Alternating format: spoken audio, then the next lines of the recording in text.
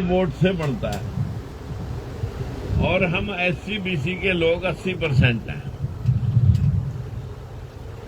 80% लोग अपने MP MLA नहीं बना सक रहे, और जब अपने एमपी एमएलए नहीं बना पा रहे तो फिर आपके सामने जितने भी अधिकारी कर्मचारी लग रहे हैं वो उन लोगों के लग रहे हैं जिन लोगों ने राज पे कब्जा कर रखा। कहां भाई कागज?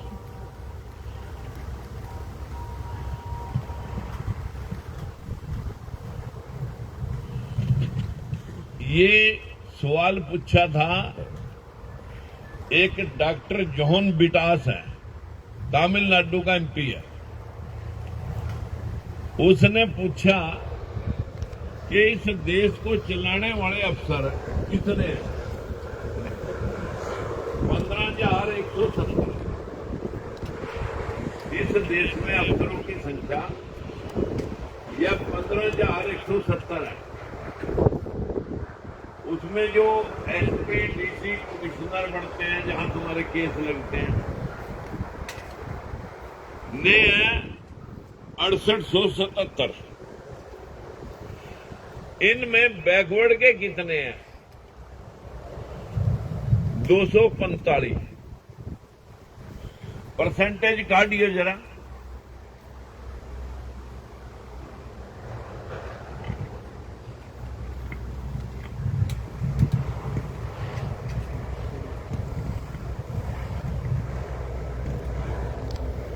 मैं ये जो दिल्ली में सवाल पूछा किसी एमपी ने सरकार से कि टोटल अफसर कितने हैं, उनमें डीसी कमिश्नर कितने हैं? डीसी कमिश्नर 6877 लोग हैं। बैकवर्ड के कितने हैं? 245।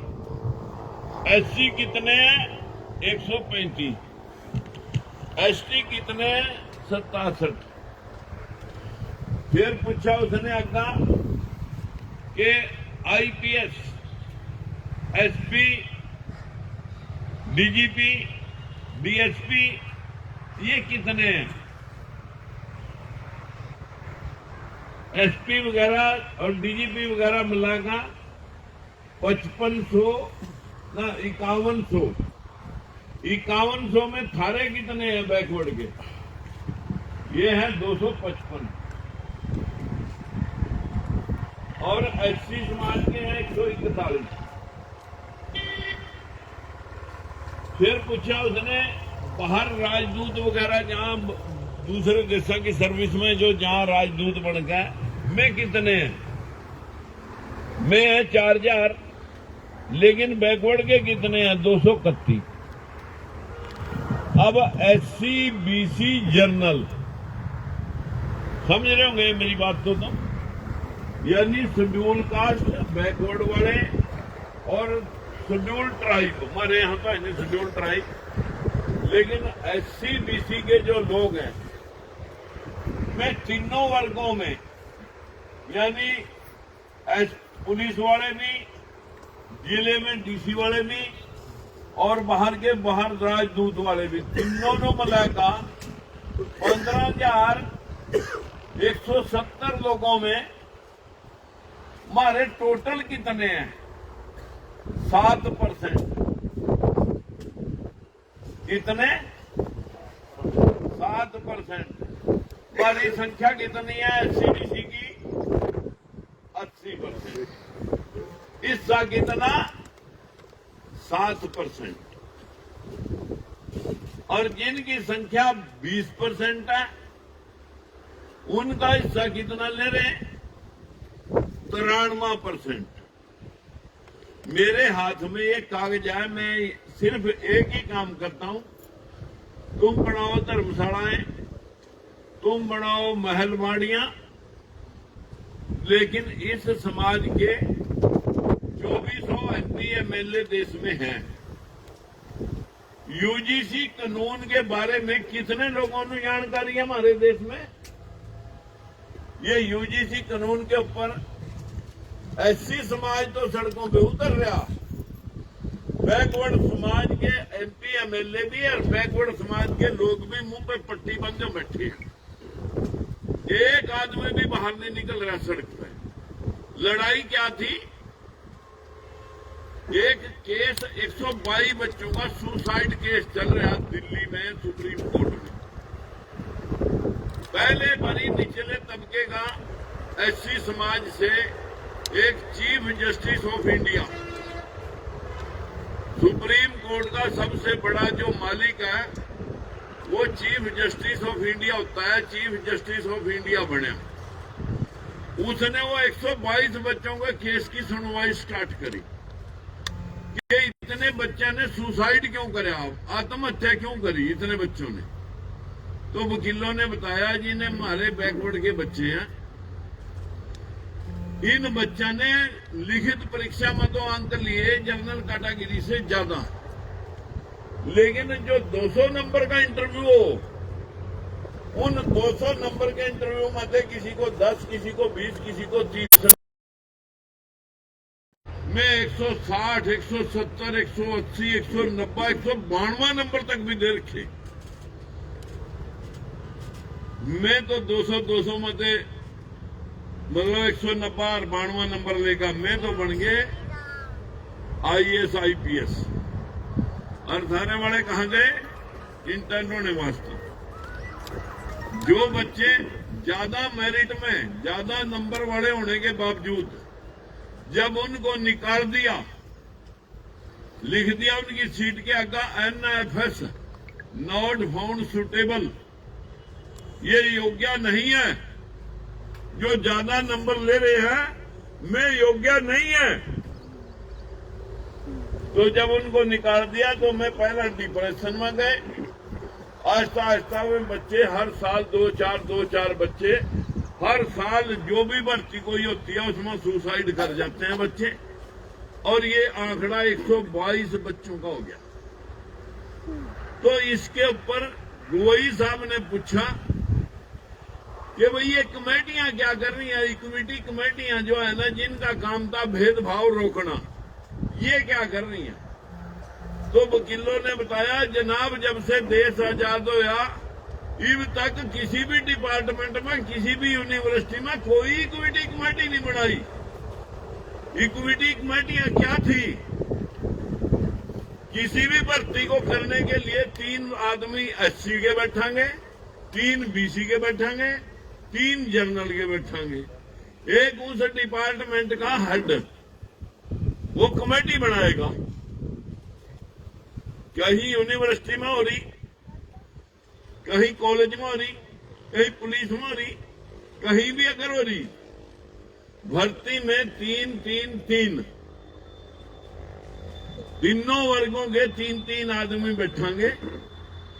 चाहे प्रमोशन हो, चाहे सिलेक्शन हो, चाहे भर्ती हो और चाहे पदोन्नति हो और या बदली हो, इन 3 आदमियों के सामने कमेटी बनता तब आगे कार्रवाई होगी। अब तक मेरे बच्चों पूरे देश में कमेटियां नहीं बनी, इस वजह से तुम 7% पे रह गए। जनरल कैटेगरी 93%, जिनकी संख्या देश में 20% है और जिनकी संख्या 80% है, उनका हिस्सा 7%। कैसे करोगे इंसाफ? कौन देगा तुम्हारे बच्चों को इंसाफ? तुम कितनी भी मेरिट लियो, बच्चे कितनी भी मेहनत कर लो हमारे, जब हमारी सुनने वाला कोई ऊपर बैठा ही नहीं। इस देश में 25 हाई कोर्ट है, एक सुप्रीम कोर्ट है, 1100 जजों की पद है, 700 लगे हुए हमारे हिस्से के तो खाली छोड़ रखे। में जो 700 लग रहे उनमें 7% आदमी ही बैकवर्ड शेड्यूल कास्ट और माइनॉरिटी मुसलमान, तीनों को मिला के 7% है। और जनरल कैटेगरी उनके 93.5% हैं जज। अब आप ये देखिए, जैसे ही UGC कानून में गोई साहब ने पूछा कि अगर कमेटियां बनी नहीं तो उसने सरकार को डंडा दिया कि अब तक तुमने जो भर्तियां करी वो संविधान का उल्लंघन करके करी, क्योंकि तुमने ये लोग बराबर में बिठाए नहीं भर्तियों के समय। अभी आप तुरंत ये कमेटियां बनाओ। यूनिवर्सिटियों के अंदर यूनिवर्सिटी ग्रांट कमीशन यूजीसी, इस समय आप कमेटियां बनाओ तब भर्ती करना। इतने में गोई साहब रिटायर हो गए और भाई मनुवादी व्यवस्था फेरा भी होगी, जज फिर उन्हीं का लग गया और आपके सामने जज ने दूसरे पक्ष ਨੂੰ सुनिया भी नहीं और 1 मिनट में जाकर एक दिन अरोड़ा रुका पाया जनरल कैटेगरी के लोगों ने, और अरोड़ा रुका पाएगा उन्हीं का मीडिया सारा खबरों से दिखाएगा और बिना सारा पक्ष सुनो बैकवर्ड का शेड्यूल कास्ट का पक्ष सुनो बिना स्टे दे दी। अब 19 मार्च का आखिरी फैसला आना, 19 मार्च को आखिरी फैसला आना उसका। तुम पड़े रहो और रजाई लेगा अपने घर में, सारा फैसला ऊपर वाले मतलब जो है ना आंखा बंद करके तुम अपने बच्चों को कितने भी पढ़ा लियो, लेकिन जब आला नौकरी पर जाने वाली बात आवेगी, कहीं एसपीडीसी बनने की बात आवेगी, कहीं जज कमिश्नर बनने की बात आवेगी, तो फिर आप योग्य नहीं दिखाई देंगे। आप तो चपरासी में, माड़ी में, क्लर्क में, यहां तक की दौड़ अभी आपकी सिर्फ 13% की है।